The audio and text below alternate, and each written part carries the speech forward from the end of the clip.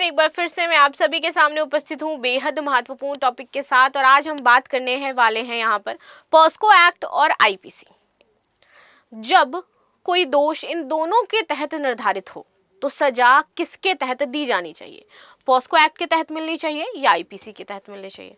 इस पर क्या कहता है सुप्रीम कोर्ट, चलिए समझ लेते हैं। मेरा नाम है प्राची मिश्रा और संस्कृति आईएएस के इस प्लेटफॉर्म पर आप सभी का बहुत बहुत स्वागत है।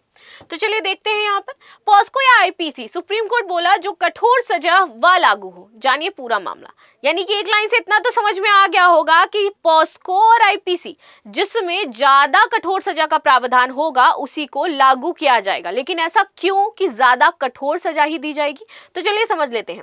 जब गुनाह सेम किया गया है और दोनों के तहत वहां पर वो चीजें हो रही हैं तो सबक सिखाने के लिए जो कठोर होगा उसी का उपयोग होगा। ठीक है, तो सुप्रीम कोर्ट ने हाल ही में स्पष्ट किया कि जब किसी व्यक्ति को यौन अपराधों से बच्चों का संरक्षण अधिनियम 2012 जिसको हम कहते हैं पॉस्को एक्ट, जिसके तहत हाल ही में अभी नेताओं को भी शामिल कर लिया गया है, राजनीतिक दल भी शामिल हो गए हैं, इसमें भारतीय दंड संहिता आईपीसी के बलात्कार प्रावधानों के तहत किसी अपराध के लिए दोषी ठहराया जाता है तो पॉस्को अधिनियम की धारा 42 और पॉस्को अधिनियम या आईपीसी के तहत निर्धारित उच्च दंड लगाने का आदेश देती है। यहाँ पर अब थोड़ी सी क्लिष्ट हो गई है शायद ये भाषा। सिंपली यहाँ पर ये बताया गया है कि भाई अगर किसी का रेप हुआ है यहाँ पर या फिर बलात्कार के प्रावधान जो हमने देखे हैं, यौन शोषण किया गया है और उसके तहत आईपीसी और पॉस्को दोनों के तहत सजा का प्रावधान है। ठीक है, दोनों में वो चीजें मेंशन करी गई हैं तो किसके तहत यहाँ पर मामला बनेगा, ठीक है, या किसके तहत यहाँ पर सजा सुनाई जाएगी। ठीक, चलो आगे आते हैं। अदालत ने आगे कहा कि यदि आईपीसी कुछ अपराधों के लिए उच्च दंड निर्धारित करती है तो पॉस्को अधिनियम के तहत कम सजा के लिए कोई दलील स्वीकार नहीं की जा सकती है। यहाँ पे ये देखा जा रहा है कि भले ही वो लड़की नाबालिग हो या जिसके साथ ये कार्य हुआ है और पॉस्को में उस समय उस सजा कम हो, लेकिन आईपीसी में उसके कृत्य की सजा ज्यादा है। तो भले ही नाबालिग है, पॉस्को एक्ट लगना चाहिए था, लग गया पॉस्को एक्ट, लेकिन वहां पर सजा कम थी पॉस्को एक्ट में। वही आईपीसी लगाने पर सजा उसमें ज्यादा थी तो वहां पे क्या लगाया गया? आईपीसी, और ज्यादा से ज्यादा जो सजा है वो यहाँ पर दे दी गई क्योंकि ये तर्क दिया गया कि धारा 42A एक विशेष कानून के रूप में आईपीसी को ओवरराइड करती है जिसे एक सामान्य कानून माना जाता है। ठीक है, महत्वपूर्ण बिंदु, इस मामले में आईपीसी की धारा के तहत रेप मामले में ज्यादा कठोर सजा का प्रावधान है और ऐसे में वही सजा दी जाएगी। आरोपी की ओर से दलील दी गई थी कि पॉस्को एक्ट में प्रावधान है कि वह स्पेशल एक्ट है और वह दूसरे कानून प्रावधानों की वरीयता रखता है। ऐसे में आईपीसी के तहत अधिकतम सजा नहीं होनी चाहिए, लेकिन सुप्रीम कोर्ट ने इस दलील को क्या किया? खारिज कर दिया और इन्होंने अपनी एक दलील दी। ठीक है, मामला क्या था? तो याचिकाकर्ता को निचली अदालत द्वारा अपनी नाबालिग बेटी का रेप करने के लिए दोषी ठहराया गया था।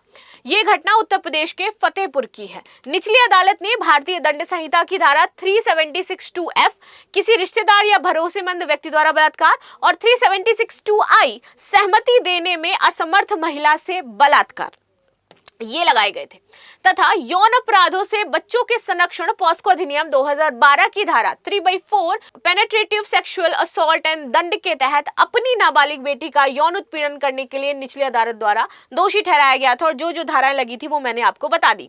ठीक है, धारा 376(2)(f और 376(2)(i में पॉस्को अधिनियम की धारा 3/4 जिससे न्यूनतम 10 वर्ष और अधिकतम आजीवन कारावास की प्रावधान है की तुलना में अधिक सजा शेष प्राकृतिक जीवन के लिए आजीवन कारावास का प्रावधान है।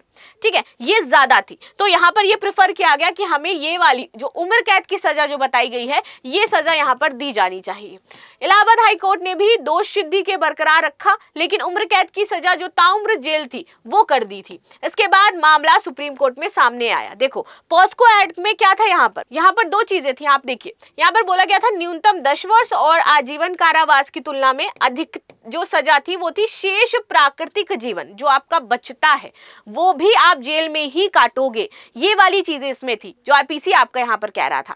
ठीक है, वैसे आजीवन कारावास हम 14 साल के आसपास या 17 साल के आसपास शायद माना जाता है, तो वहां पर भी आप बाहर निकल के नहीं आओगे, यानी कि आपको अंतिम समय तक आपकी मृत्यु भी कहां पर होगी? जेल में ही होगी। वो वाला हमें देखना था।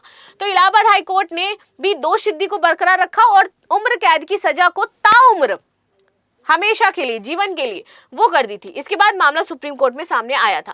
सुप्रीम कोर्ट ने निष्कर्ष निकाला कि आईपीसी के तहत दोष सिद्धि ठीक है। अदालत ने सजा को संशोधित किया और निर्णय दिया कि अपीलकर्ता को केवल आजीवन कारावास की ही सजा दी जाएगी ताउम्र वाला जो है वो सिनेरियो यहाँ नहीं होगा। पॉस्को एक्ट की धारा 42 विशेष रूप से सजा की कठोरता से जुड़ा हुआ है। इसमें कहा जाता है कि जब कोई अपराध पॉस्को के तहत हो और आईपीसी या फिर आईटी एक्ट के तहत अपराध तय हो तो दोषी पाए गए अपराधी को पॉस्को एक्ट या फिर आईपीसी के उस प्रावधान से दंडित किया जाएगा जो ज्यादा कठोर माना जाएगा। ठीक है, तो इसके तहत यहाँ पर जो ज्यादा कठोर सजा थी वो यहाँ पर प्रेफर करवाई गई थी। तो ये थी न्यूज जो हमने डिस्कस करी। मिलते हैं नेक्स्ट क्लास में, तब तक के लिए धन्यवाद। लाइक शेयर सब्सक्राइब करना बिल्कुल भी ना भूलें and thank you so much.